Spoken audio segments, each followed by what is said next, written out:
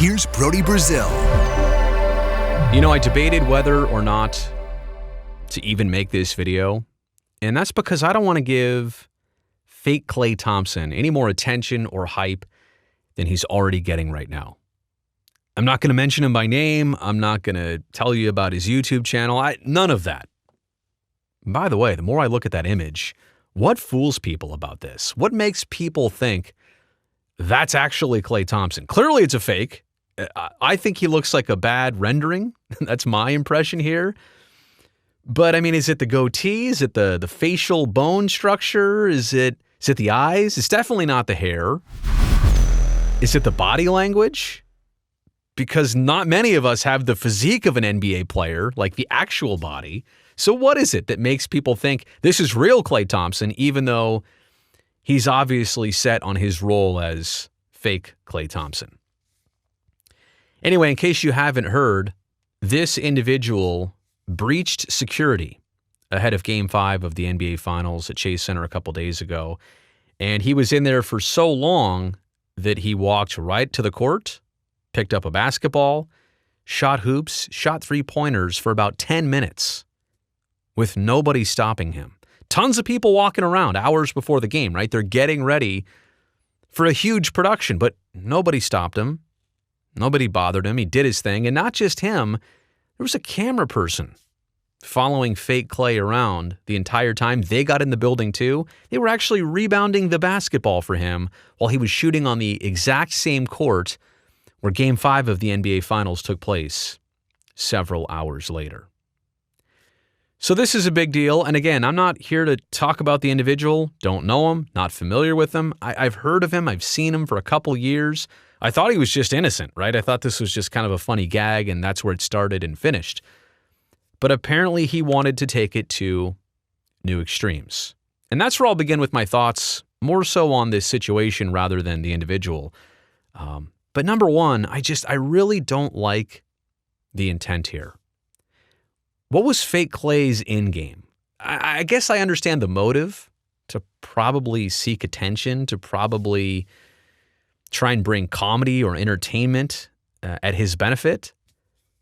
But how did he think this was going to go? I mean, sneaking into a pro sports venue at any time of the year, seems like a bad idea, but especially during the NBA Finals. Think of what he could have interrupted, right? Had there been, a pause to the game or freak out of who is this person? And you never know how it could play out. Like, what dominoes could he have set off to make things worse for basketball fans, the Warriors, and the Celtics themselves? Who knows? And also, I mean, we're very fortunate that his intent here was to only make a YouTube video. Here in 2022, we know there are individuals with terrible motives out there. This could have been much worse. I'm glad it was only this. And we'll get into the breach in just a second, but to put yourself in this situation and what? For the sake of gaining some YouTube subscribers, getting some views on YouTube? You really want that ad revenue that much? Are you really seeking this type of attention? Did you really need this platform? And yeah, I regret even talking about this because I feel like it's amplifying what he did, but I also think we need to look at the situation and figure out how this can be avoided moving forward in the future.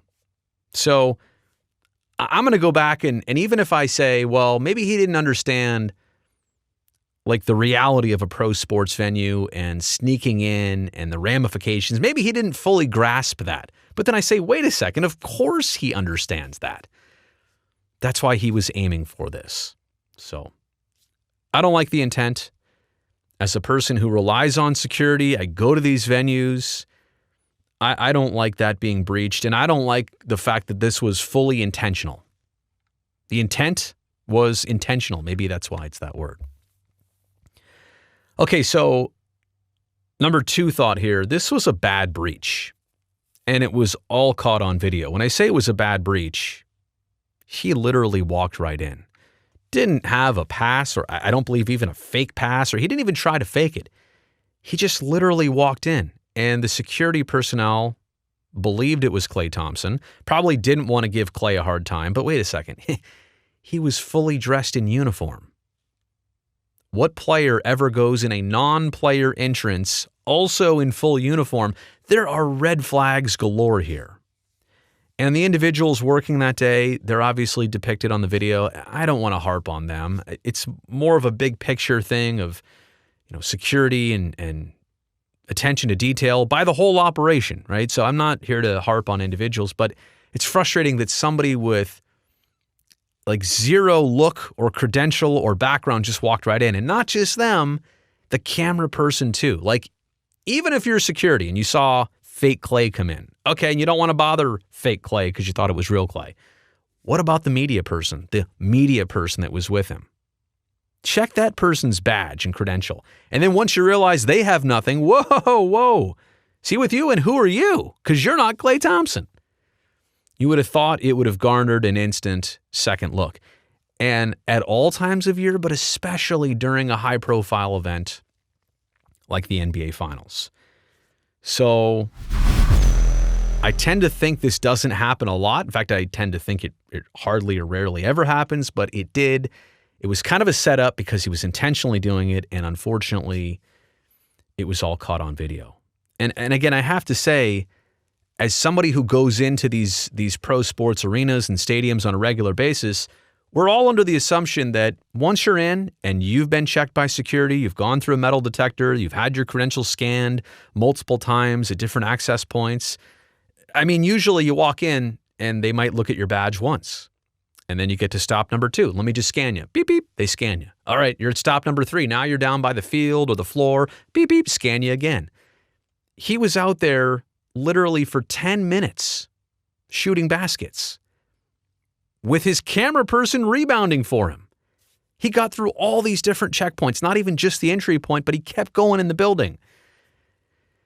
Yeah, it's unfathomable, honestly, for all the sporting venues I've been in, how he got in and how he wasn't instantly rejected and ejected from the building. So this did not have a good look to it.